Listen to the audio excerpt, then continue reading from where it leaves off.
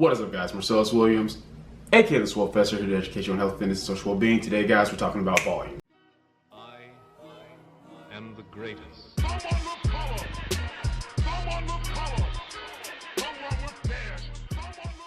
Alright, guys, so in my last informative video, I talked to you guys about protein, and I mentioned that I'm going to be going over topics where basically we're talking about things that we know are constant, but there's variation within those constants. Because if you guys remember from my video over how to discern valid information from invalid fitness information, it's understanding what things are constants in fitness and then what things have variations, what things apply to everyone across the board, and then what things are going to depend upon the individual itself. For example, protein, everybody needs it. Period. How much may depend on the person or their goals to a certain degree and extent. Or let's use progressive overload, for example.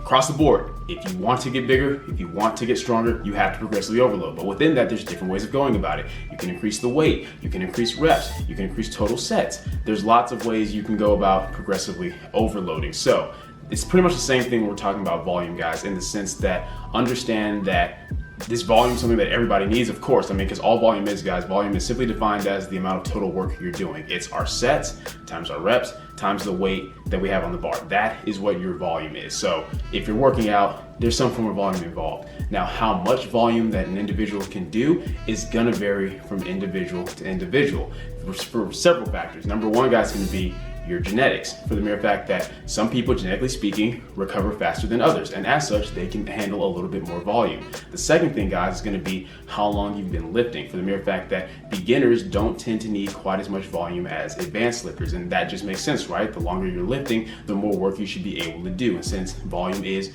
the weight, the reps, and the sets, as you lift longer, you should be either moving more weight, or doing more reps, or doing more total sets per body part. So that makes sense, right? As far as if you're a beginner, intermediate, advanced lifter, how much volume you can handle. The third thing, guys, is simply going to be what type of program you're on, for the mere fact that a split like, say, push-pull legs or even a bro split is going to have more daily volume compared to, say, a full body routine or an upper-lower routine. As far as daily volume per body part, they may say have the same weekly volume, but you're probably going to do more sets for your chest on a push day than what you would on just a typical full body day, even if the total weekly volume is the same. And I'll get into which is more important as far as daily and weekly volume later in the video. Now, what I want you guys to understand for this last point, this is what the biggest thing is. This is why it so comes down to the individual. Is point number four is going to be your lifestyle outside of the gym, your nutrition, your sleep, how much you're getting or not getting, your job. Are you sitting on your butt for 8 hours, or are you working construction?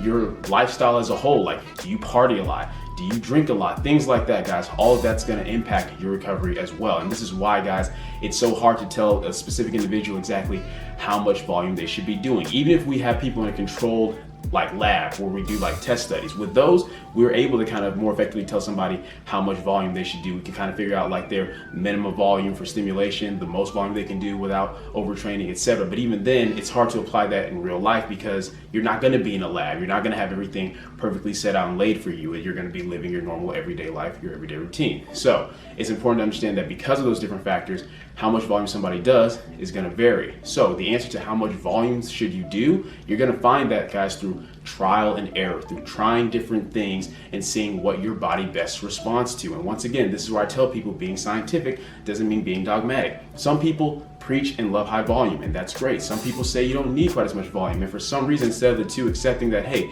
some people respond better to high volume, some people respond better to low volume, you have everybody going at each other's necks, going at each other's throats about, no, you got to train this way, guys. It doesn't really matter at the end of the day. You have to find what works for you as far as your volume. And what I mean by that is it's a spectrum. Like I said, with a lot of these things, there's a spectrum. Now, is there a minimum amount of volume that you need to make sure you're doing? Yes, but so long as you're progressively overloading, you're usually going to get that. Meaning the only way that most people tend to have too little volume is if they aren't progressing, meaning you're doing the same sets, reps, and weight over and over and over again. That's not going to be enough volume to stimulate growth, for the mere fact that your body has nothing to adapt to. It has no reason to grow. So long as you're progressively overloading, you'll be able to make gains even on low volume. For example, beginners especially, even if a beginner came in and just did one total working set per body part, because they're brand new to lifting and brand new to that stimulus, assuming that they are still progressively overloading on that one total working set per body part, they will make gains. There's even advanced lifters. There's different power lifters who train this way, where they come in and they work up to just one total working set. That works for them getting stronger and a little bit bigger, because they make sure they progress on that working set per body part. Now, is this the most optimal way to train for hypertrophy? Of course not, because it's such a low, it's like the most minimal amount of volume. So obviously it's not an optimal way to train, but the point is, as long as there's progression, that can work. Now, as far as too much volume, that's the issue that most people have. Most people have too much volume, in the sense of, and not necessarily that like most people have too much volume, but in the sense of more people are going to run into that problem more so than not having enough volume. Because with too much volume, guys, it simply comes down to you're doing more work than what you can recover from. And once again, based off those factors I mentioned earlier, it's going to vary from person to person.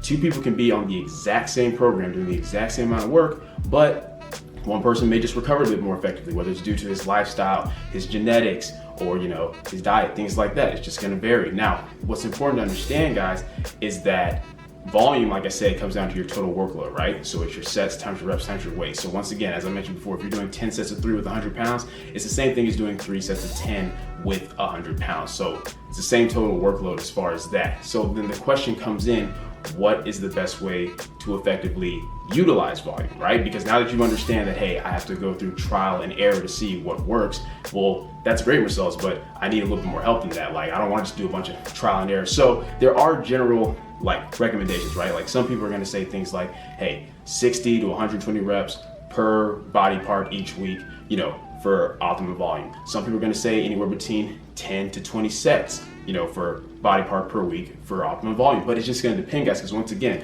are we doing linear periodization, daily undulating periodization? Because obviously somebody who's doing 3 sets of 10, right, is probably going to only be able to do so much weight, maybe around 70, 75%, whereas someone who's doing 10 sets of 3 can probably work with 80, 85, 90%. So since we have to take into account sets, reps, and weight, it's kind of like, all right, well, which is more optimum volume? So you can't even really break it down just to a matter of how many reps or how many sets. What I can say, guys, is that when you look at your volume, it's better to look at it from the perspective of total weekly volume, not daily volume. And here's the reason why, guys.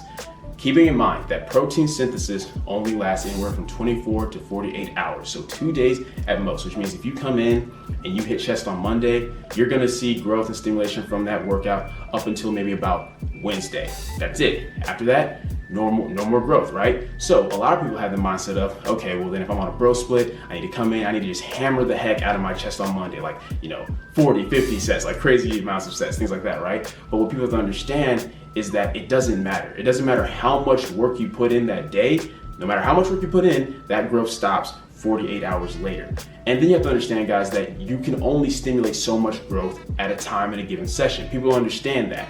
If you, for example, let's say you come in and you did enough volume, as far as to say you come in, you do bench press, you do incline dumbbell press, you do weighted dips, you do overhead press. Well, at that point, guys, any tricep isolation work you come in and do, assuming you did enough work on those compound movements, is going to give you very minimum stimulation. You're going to get diminished returns at that point. It's kind of like the longer you lift in general, the harder it is to build muscle and to gain strength, because you get diminished returns. It's the same thing in a session, guys. The longer you're in there, the more work you're doing, you're getting less quality with each given set, basically, right? Why? Because you already did bench, so by the time you did bench, you're a little bit spent on dips. By the time you did dips, you're a little bit spent on overhead press, etc. So by the time you get to that tricep press down, you're probably not going to be stimulating that much more growth, to be honest. Like, there probably wouldn't be a huge significant difference between someone who came in and did enough workload on those compounds and then didn't do the isolation work. Now, if you didn't do enough work on those compounds, that's different. But once again, that depends on the individual. That's something that you have to figure out through trial and error.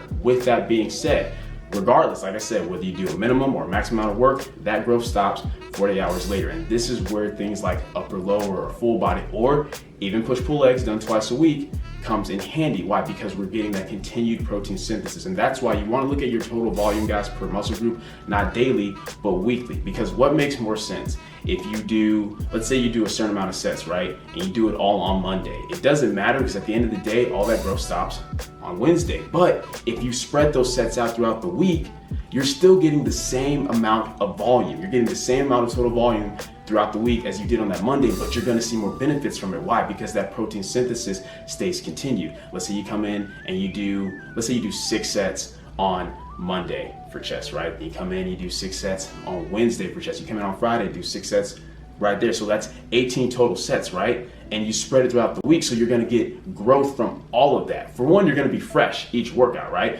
Versus doing all 18 sets in one day. By the time you get through those first 6 sets or so, you're already gonna start seeing diminished returns as you go down, right? But if you spread it throughout the week, you're gonna feel good on Monday, nice and fresh. Rest on Tuesday, come in on Wednesday, feel nice and fresh. Rest Thursday, come in on Friday, feel nice and fresh. You're gonna have better quality sets, better quality reps, and be able to do more total work. So in actuality, even though the volume may be the same as far as your total sets and reps as it would have been if you did it all on Monday, you're probably gonna be able to move a lot more weight. And keeping in mind that volume is sets, reps, and weight, you're getting technically more volume weekly when you spread your sets out like that. So it's important to look at it that way, guys. Volume, a lot of people just think of it first off only in terms of sets and reps, and they think, okay, just come in and do as many sets, as many reps as possible, not even considering what type of weight they're using.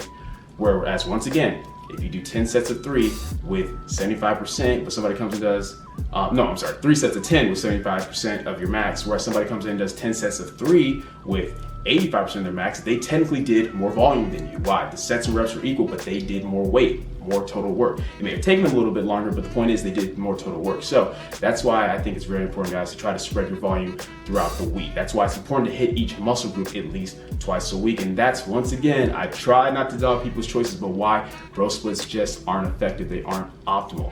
Even if you do something like push-pull legs, where you have to come in 6 times, like 6 days out of the week, some people enjoy it. Like I said, I enjoy working out 6 times out of the week, so that's why push-pull legs, I enjoyed it for the short brief time that I was on it, but at the very least, I'm still getting in twice a week, right? I'm getting that elevated protein synthesis. Same thing with upper lower, you're coming in hitting lower twice a week, upper twice a week, and then full body, you can hit that 3 to 4 times a week. So even then, you think about it in that sense, guys, you could technically do, if you wanted to, like, double the volume on a full body versus just that bro split, but it's going to be way more efficient because once again, you're going to be fresh on all of those days. So it's just important to keep that in mind when it comes to volume, guys. It's a range, it's a spectrum. Different people respond to different things.